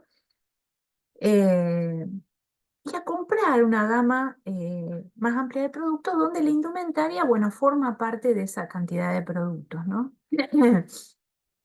Este, entonces, se vuelve de alguna manera fenómeno de masa o de gran mayoría de la población, un fenómeno para pasar el tiempo, ¿no? La idea de ir de compras o de hacer shopping, ¿no? Este, de comprar cosas de moda o que se usan, que se empiezan a poner de moda. ¿No? Luego, más adelante, vamos a ver esto, lo que trabaja Benjamin, ¿no? El tema de las galerías parisinas, de los lugares habilitados para la compra. Algo muy impresionante es que el escaparate empieza a ser algo, eh, digamos, de un objeto nuevo, ¿no? Que no existía hasta ese momento. El escaparate que muestra objetos, ¿no? Que se pueden ver desde el otro lado, ¿no? Y codiciar digamos, empieza a motorizarse la cuestión del deseo, ¿no? En relación a esta adquisición de objetos. Em, este, bueno, por ejemplo, algunos hitos, ¿no? El Ladies Magazine, la primera revista que aparece de moda es 1759, que incluye artículos sobre la indumentaria de la señora para ayudar a aquellas que se encuentran en el campo y no tienen la oportunidad de ver las prendas originales, ¿no? Qué cosa, como siempre, frente a los grandes cambios del proyecto editorial, es fundamental que acompañe al proyecto editorial. 1760, las primeras publicaciones inglesas en formato grande, ¿m? Que, bueno, tienen grabados o pinturas, así, dibujos sobre la moda. Entonces ahí ya empieza, y me van a decir está equivocada, pero empieza un poco el pretaporté, ¿no? De una forma un poco accidentada, pero sí empiezan a circular prendas que no están hechas a medida, pero que son sobrantes de los sastres, o en épocas un poco complicadas los sastres estoquean, digamos, como se dice ahora, entonces ya hacían prendas que no estaban, no eran para un determinado cliente. em, este, y bueno, lo que dice este autor es que los primeros que fabrican con condiciones a modo así, a muy gran escala y con medidas estandarizadas, es el ámbito militar. Los primeros, digamos, que fabrican el prêt-à-porter, vamos a decir, son, bueno, eh, las milicias, ¿no? Eh, que de hecho, qué cosa, qué fetiche el traje militar. Ya lo vamos a trabajar, pero lo digo, ¿no? En Barcelona, por ejemplo, existe un lugar que se llama como si fuese G.I. Joe o He-Ho, una cosa así, que es de argentinos, que compran a distintos, no sé cómo harán, no sé qué cosas harán, qué maniobra, pero compran a los distintos ejércitos de Europa lo que ya no usan y lo tienen como tienda vintage, digamos, ¿no? Y venden a los que fetichizan ese tipo de traje y quieren uno para vestirse o en su casa o lo que sea, ¿no? Interesante, ¿no? Para plantear. Bueno, mucho para decir, pero estoy medio ahí, ya en la hora, pero diríamos, eh, la revolución industrial, como ya seguramente saben, está estrechamente vinculada al fenómeno de la vestimenta, porque el algodón es el material que empieza a ser trabajado, industrializado y llevado a escalas superiores a como venía siendo usado, el algodón que viene de India, y la tecnología para eso, ¿no? Se crea en el marco de la revolución industrial, lo cual provoca eso, que la posibilidad de producir a gran escala y de distribuir también. Eh, bien, este, y bueno, esto que quería decir, ¿no? Los autores, como por ejemplo Flügel, que lo seguimos muchísimo. También esto, en ese marco se crea la primera máquina de coser, también hay ahí ciertas polémicas, ¿no? De quién fue el primero. Bueno, Timonier crea una máquina que es como una máquina muy, que simulaba el coser a mano, ¿no? Digamos, era una simuladora de esa técnica muy rudimentaria y que, bueno, se usa, fíjense, como les decía, para la producción de uniformes militares y, bueno, rápidamente eso se perfecciona con la primera máquina de Howe en 46 y después Singer este, hace la máquina que ya conocemos o que hemos conocido por nuestras abuelas y madres, digamos, a pedal. Pero bueno, en ese contexto se da la gran renuncia masculina, como le llaman los historiadores. Un gran cambio. O sea, para mí es esto, ¿no? El primer corte es el de la sastrería, el segundo corte es el gran cambio, la gran disyunción, digamos, en la vestimenta entre hombres y mujeres. eh, y Flügel, Karl Flügel, no puse la referencia, les pido disculpas, en Psicología de la vestimenta, del vestido, eh, dice esto: la reducción del elemento decorativo en los trajes, iniciada a finales del siglo XVIII, ha sido una gran derrota, dice él, ¿no? Precisamente, bueno, tiene lugar uno de los acontecimientos más notables en toda la historia del vestido, ¿no? Que sigue hasta el día de hoy, ¿no? El día de hoy el traje masculino está muy estandarizado, si bien, por supuesto, vivimos otra realidad, hay situaciones en las que, bueno, muy tradicionales en las que, bueno, lista ir de traje, ¿no? Eh, entonces, bueno, donde dice que el hombre renuncia a los ornamentos más brillantes, fastuosos, excéntricos y elaborados, si miran la vestimenta. Hay un pequeño documento que yo les dejé también, que está muy resumido todo este pasaje desde los egipcios en adelante, eh, que está ahí también en comunidades, ¿eh? Un, un- un documento de 6 7 páginas donde está ahí brevemente contado, digamos, esa evolución, como le dicen. Eh, entonces dice esto, que hay una cesión, hay una renuncia a cederle todo el ornamento, el brillo, la diversión incluso de lo que es el traje, a las mujeres, en el sentido de que ya la vestimenta tiene que representar esta, algo más interior, una virtud, algo que tiene que ver con por supuesto, el siglo de las luces y los valores de la revolución. em, y abandonar la pretensión de ser bello, ¿no? Y ocuparse en ser práctico, ¿no? Este, lo que prima entonces acá, o lo que se persigue, es que esté vestido correctamente, ¿no? Bueno, allí aparece toda la figura del dandy, que es también para estudiar, digamos, de cómo hace de esa modestia, ¿no? De esa sobriedad una figura, sobre todo utilizando los accesorios, ¿no? El dandy, el sombrero, el bastón, bueno, y otra serie de cosas, el pañuelo, digamos, son parte de la vestimenta y bueno, es algo muy destacado. Acá termina este breve recorrido histórico, este, hasta ese momento.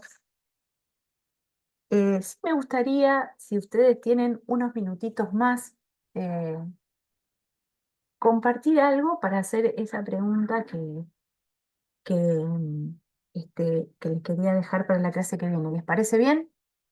¿Sí? Bueno. Em, ahí vamos. Que tampoco es que yo manejo tanto este tema.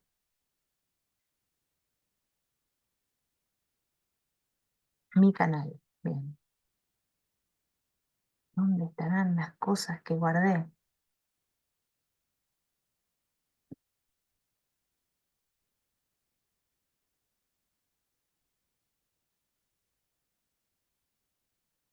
Em,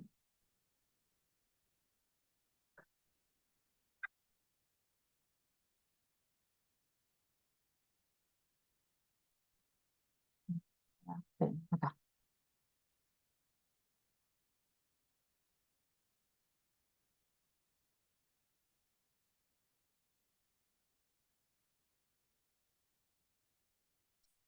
Em, ¿Me esperan un momentito que veo cómo hago para encontrarme?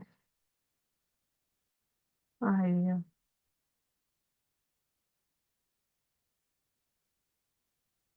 Listas.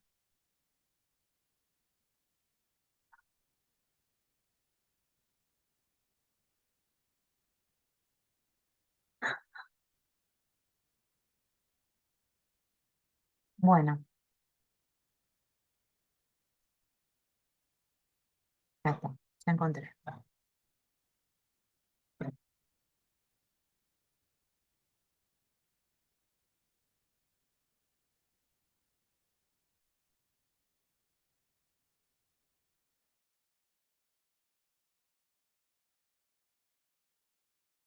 Bueno, voy a tratar de compartir de la mejor manera que me salga esto. Esperen un poquito. Em, ¿Se acuerdan del programa No te lo pongas? Pero el británico, no el norteamericano. Les digo porque veo muchos jóvenes y Sí, sí, sí, sí. bueno, hace como 20 años más o menos. ¿Mm? Ahí empezó mi inquietud sobre esto. Bueno, parte de esto, ¿no? El, un programa que, ay, qué pavada, le dicen cómo vestirse. La situación de el efecto profundo y emocionante, sentimental, que de poder mirarse de otra manera en el espejo a partir de la vestimenta que lleva, es algo para mí crucial, ¿no? Crucial para estudiar. Entonces, bueno, un poco les invito con ese ojo a mirar es una partecita del programa y escuchen qué dicen, cosas dicen, ¿no? Em, bien, primero es una partecita, bueno, sí, que no está, así que no voy a poder, a ver, acá,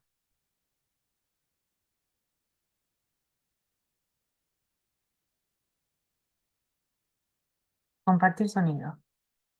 Bien, vamos, por favor me dicen si se escucha, ¿eh? Si no se escucha me avisan, digamos, esa sería la cuestión. Hayley can see herself from every angle. It's not as bad as I thought it was going to be. You are deceiving yourself. I'm Are you on sorry. drugs? Not as bad as you thought it was going to be. Are you totally out of your mind? It's still not as bad. It's kind of bright. It's the sort of thing that you could wear in the summer. Do you know what? If I'm going to be completely frank, which I will be, you look like a hunchback in that. You look like you've got no neck. You look like your head is growing straight from your shoulders because of that collar. It's completely the wrong shape. If it was tighter, yes. If it was right down there, yes. That does no service to you whatsoever. There's not one single good thing about that top. Not one. Come on, out you go. Next outfit.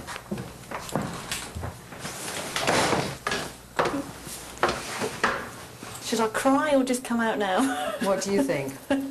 It's bloody awful. My legs look really awful in the shoes. They're really stumpy. And the dress is just too big now. It's shaking and looks on you. awful. Even when it fit. And it's But it also doesn't... the colour. I mean, this is more what you should be doing. It's like that. You have got an amazingly curvaceous figure, and we haven't seen it once. And that colour wears you. It's too strong for your own colouring. I think it's because I always wear bright colours with black. Yeah. But the shape of the jacket as well, I'll tell you what I don't like about it, is even though it's too big, okay, is that the lapel, actually I'm going to come up and in, okay? So if you had your lapel like that, okay, and like that, all right, and it was all fitted, okay, it does draw you in to your waist, and it shows off your waist. It opens up your cleavage, and the more space we show in between our tits, the thinner we look, okay? So that, in comparison to that, that's Mrs. Frump. Okay. That's enough of what not to wear. Now time to show Hayley what she should be wearing. Una familia necesitada.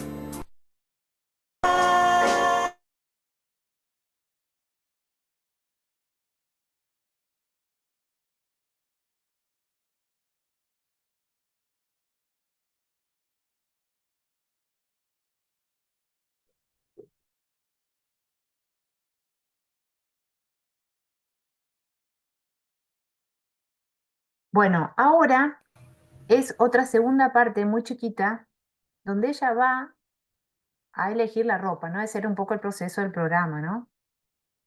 Ustedes estén atentas a lo que dice, atentos también a lo que plantea. ¿Mm? ¿Qué cosas se le ocurren para decirlo? Y ya terminamos, ¿eh? No lo molesto más. Acá vamos. Is the defining moment. This is the time when all our bossiness will hopefully make sense to you. We've got a slash neck top here, which will broaden your shoulders, keeping them in proportion with your hips. We've got a fun belt, which will keep your individuality going. And this whole look is something you can wear anywhere. You can wear it going out for lunch with your girlfriends, at work, on holiday, for dinner at home in the evening. At the office, Hayley, which for you can be very varied, because I think one minute you can be seeing your superiors trying to get a raise, next minute you're with a child trying to help them out. So, when you're with those superiors, smart suit, long line jacket to skim over the hips, very theatrical. You can carry it off, you've got the height for it. Then you take the jacket off when you're going to see somebody who you need to be casual with, and you've got a great top, good colours together, okay? Don't know what you feel about the colours. You're looking a bit hesitant, but we'll go on to that later. Now, the evenings out with the hubby, there is a reason he nominated you. We mustn't forget that. So, we'd like to see deeper V's, very pretty patterns, so it's feminine, showing off your lovely waist, skimming your hips, and for the evening, a little top to go over it so you can just cover the arms and take it off when you're dancing for your husband. All right? So, you know now some rules, so when you go shopping it won't be as frustrating as it has been in the past for you. We want you to be able to go in and say, yes, that will suit me. It doesn't matter the name of the shop, you're looking for the shapes, okay? The most important thing is that you give yourself permission to be yourself. So how do you feel? Quite scary, because none of them would be anything that I would automatically go for. I think it's going to be hard. I think it's going to be fun, though. It's always hard to spend £2,000, isn't it?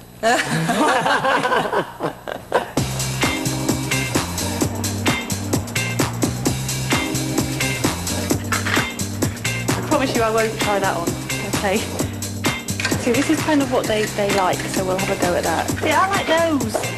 They're nice.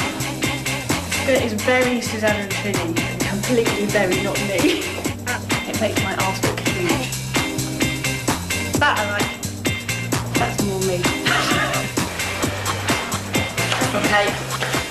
No. Not the kind of jacket they said, but still fitted. With striped shirt.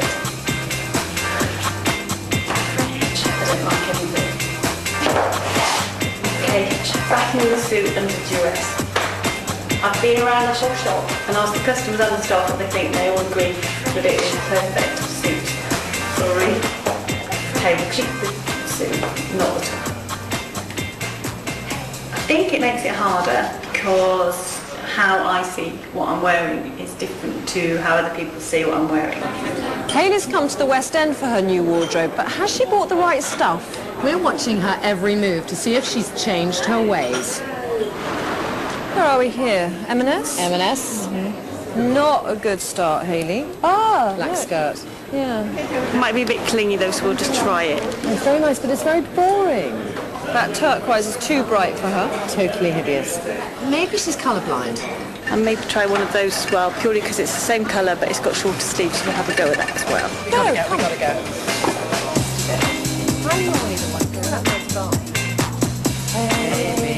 Let's look at the suit, okay. Jacket's great, the shape's nice, it's just the length. Yeah, what about the trousers? The trousers are great.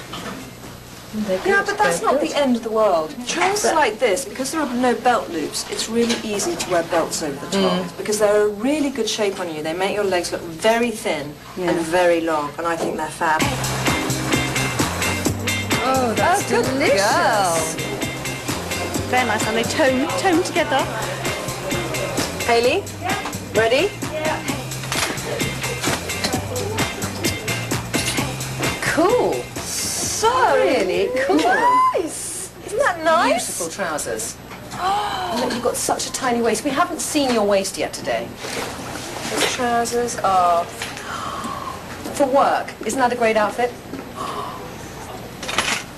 Oh, divine. look at you. You've lost a stone. Yeah, you really have.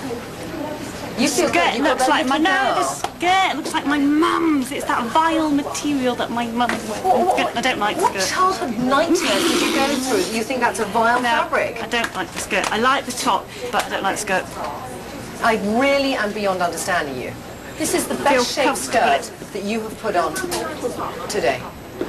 By far, because your tummy's flat, it skims your hips, you look thinner. It doesn't do anything for me at all. It does so much for you, I cannot tell you. You I know, need to Bueno, vamos a dejar acá. Si lo quieren ver completo, les paso el link, ¿no? Pero, ¿qué pensaron? ¿No? O de última, esto, ¿no? Uno diría, bueno, son heteronormativas, son normativas, quieren que sea femenina o que parezca flaca. Uno podría decir en principio eso, pero pasa otra cosa ahí. ¿Ella con quién dialoga? ¿No? ¿Con quién dialoga cuando se mira al espejo? Ella Lo- misma. ¿Es ella o con quién? ¿Quién está en su cabeza, no? ¿Hay algo? Auto, no hay nada en el ser humano, ya lo vamos a ver. Auto, solito, no. Sí, en un Entonces, momento, a mí me Luisina, llamó.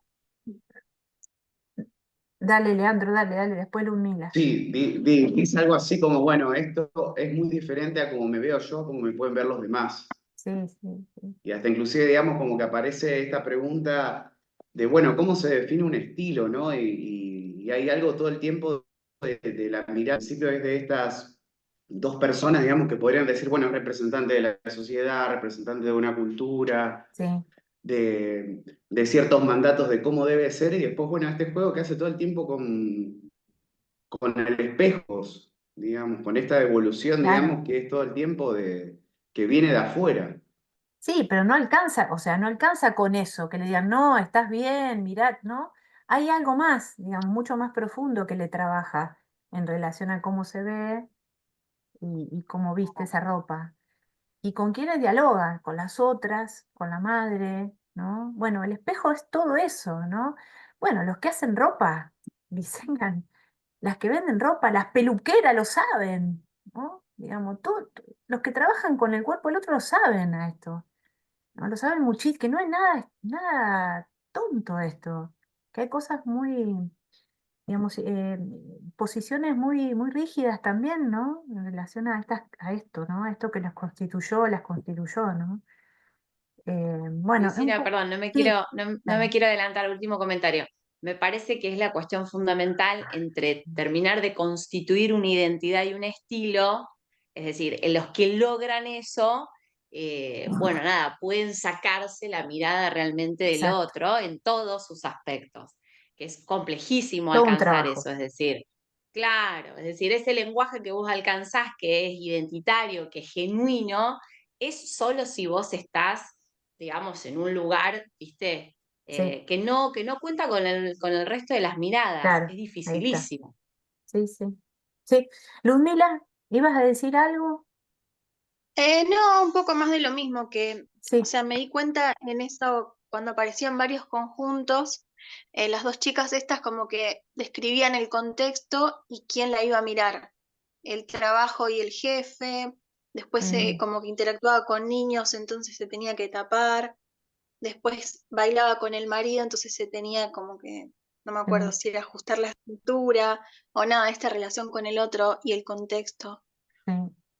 Sí, pero más allá de todo eso es el efecto transformador que genera y emocionante que genera esa imagen que no esperaba, ¿no? El final del programa siempre pasa esto, ¿no? Y no son tontas, porque ellas siguen después, siguen mirando a ver qué pasa con eso, si tiene continuidad o no, ¿no? Sí, Janina, o es efímero, sí.